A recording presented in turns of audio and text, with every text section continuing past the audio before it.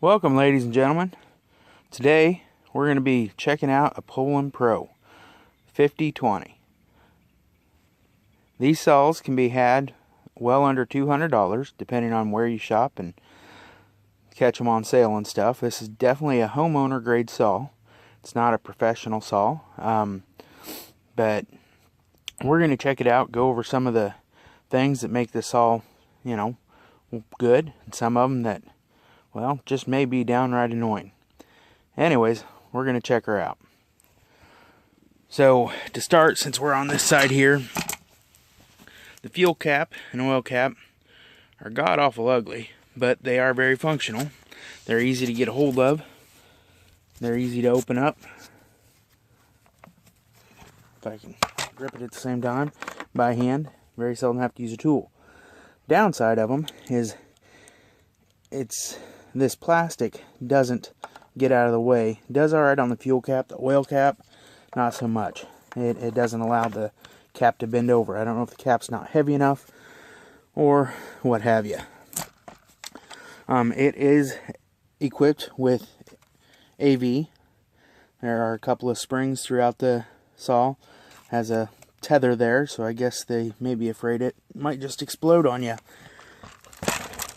Does have a primer. The tuning, high, low, and throttle, or yeah, I guess not throttle, but idle, is fairly easy to change. It does take a splined wrench for the high and the low. Low I found best about 1 3/4 turn out. High, I don't know exactly where I put it because I richened it up a little bit, but it's over 1 1/2 turns out, I'm betting. It's nice because it gives you starting instructions. Like I said, this is for the average Joe. Goes through how to start it. The functions here: your off switch, your choke out until it pops, half choke, and then throttle. This one seems to be fairly cold-blooded. It takes a second to warm up, but not terrible. The air filter is easy to get to, and it seems to do a fairly reasonable job filtering some of the dust out ahead of time. I haven't really ran this too awful much, so I can't tell you for sure. Just pull this down, pops off. So fairly easy to get to blow off. Kind of complicated in there a little bit. This is, I'm pretty sure, a stratified motor, which is supposed to make it more fuel efficient. In my running, I'm not going to brag about the fuel efficiency, that's for certain. I haven't seen anything really bragging about. It doesn't do terrible. There's this side of it. It oils extremely well. I mean, this thing oils like the Exxon Valdez, which is good considering probably the average homeowner is going to end up running the chain doll and trying to burn things up anyways. You can tell that Husqvarna is the parent company on this. A lot of things are marked with Husqvarna. I'm not for sure which Husqvarna model this is. Probably something like the 450 or something like that. But overall, under $200 for the average homeowner saw, it's not bad. I can't complain. If I was on a tight budget and needed to cut some wood, its little brother, the Wild Thing, is the only thing I can really compare it to, because I'm usually running pro level saws or a little better, a little more expensive saws. And to the Wild Thing, it starts a little easier. It has a lot more power. The anti-vibe is, compared to the Wild Thing, is fantastic. Compared to a pro level saw, not so much.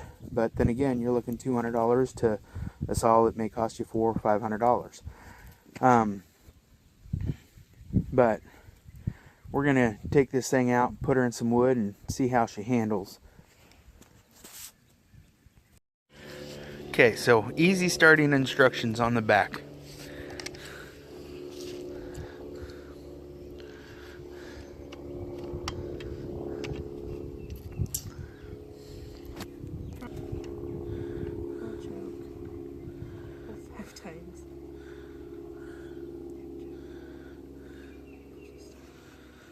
So I'd have to do all of this?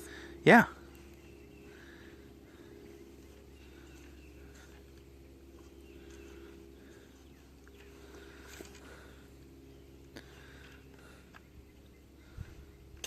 Full choke. Make sure your brake's on.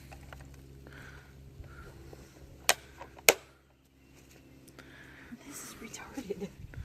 How many times am I supposed to pull it? Just pull it until it pops over. There you go. Now put the choke in. There you go. That's in? That's in. Okay.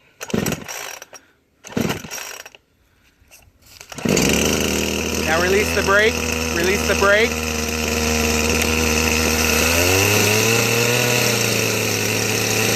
Hit the throttle. Hit the throttle.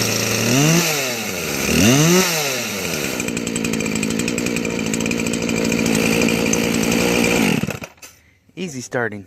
You have to do that every time you start it? No, that's a cold start. Little 6-inch piece of cherry. Cuts through it pretty good. As you can see, I did sharpen that chain. It was pretty decent chips. That Oregon Vanguard chain, not too all terrible once you get it sharpened up.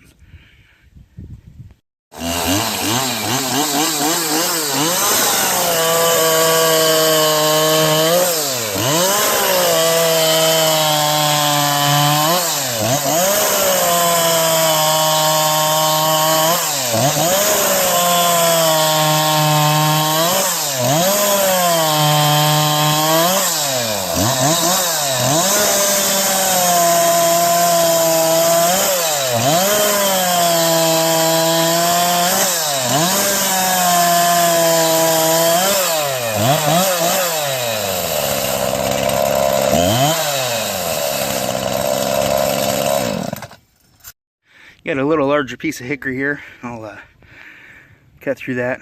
I don't know, about 8 inches or so. That'll give a little better showing.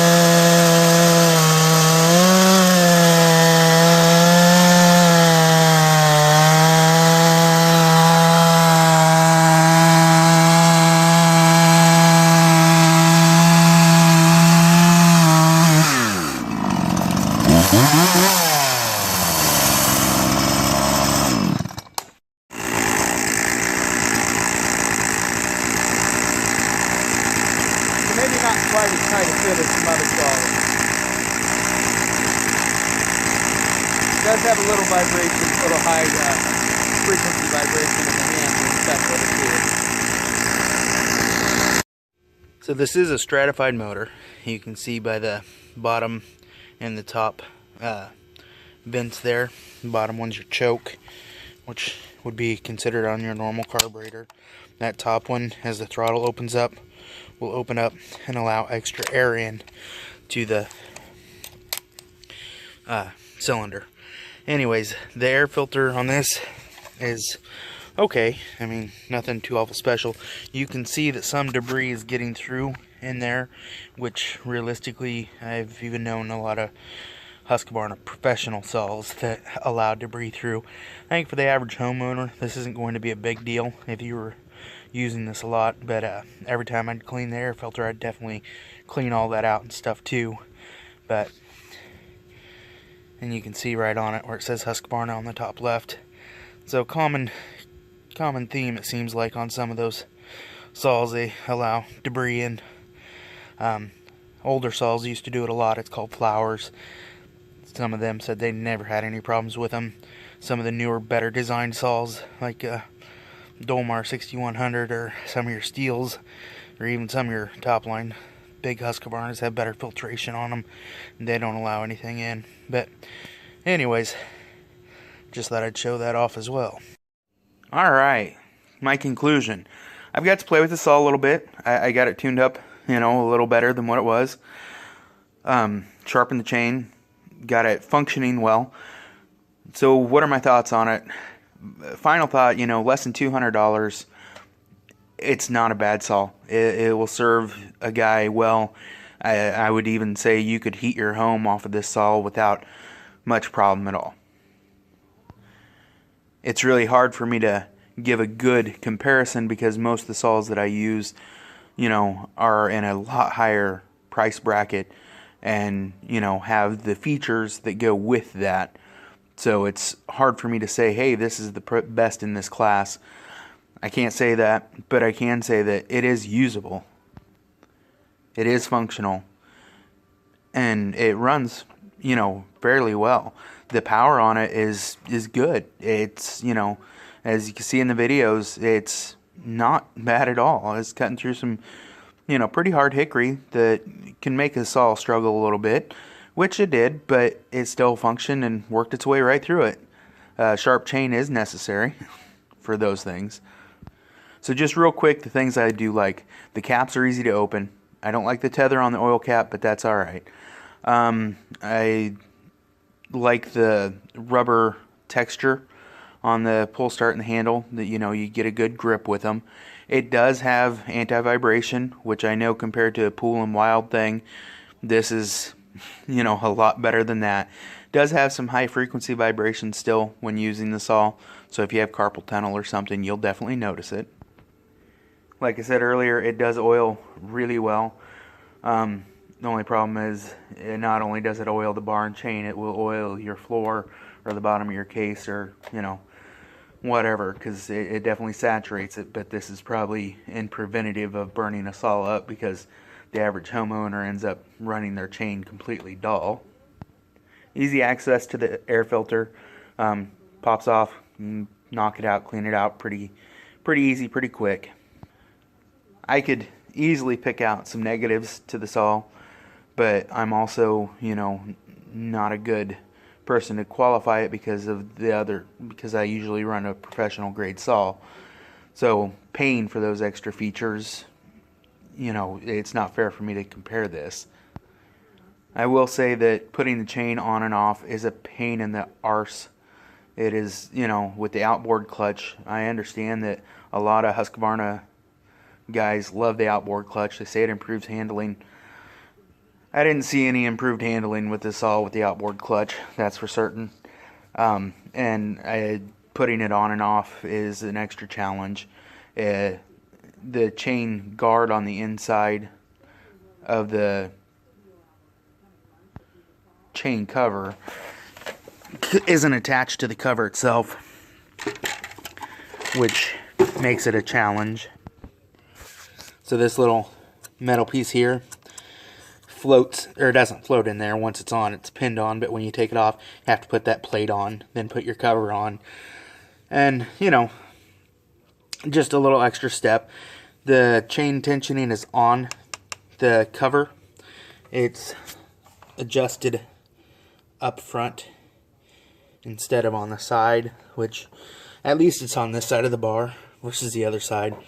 And you can see there's not much clearance in there for any extra wood chips or shavings or anything if you're going to do any noodling. But functional, normal wood cutting was just fine. So in the end, yeah, it's not a terrible saw. It's, you know, pretty decent. I enjoyed the power of it. It kind of surprised me a little on the power that it did have. The chain that comes with it, I'm kind of confused on. It's a Oregon Vanguard chain, which the sharpening angles are different than your standard angles. It's most chains are a 0 or a 90 degree and 30 degrees. This, or I mean 0 and 90, or 0 and 30. This has a 10 degree down pitch and a 25 degrees. So your standard sharpening tools aren't going to get the same edge on this. You're actually going to end up reprofiling it if you use standard sharpening, unless you have a different, you know, jig or something like that. So that's a little confusing. I did find that it worked well, but it's something to consider when buying this saw. I hope you enjoy it. Please remember to give me a thumbs up, subscribe. I'd greatly appreciate it. And be careful. If you have any comments, any questions, go ahead and leave them below. I'll try to get back to you the best I can. But thanks for watching. Be careful out there and have a wonderful day. Thanks.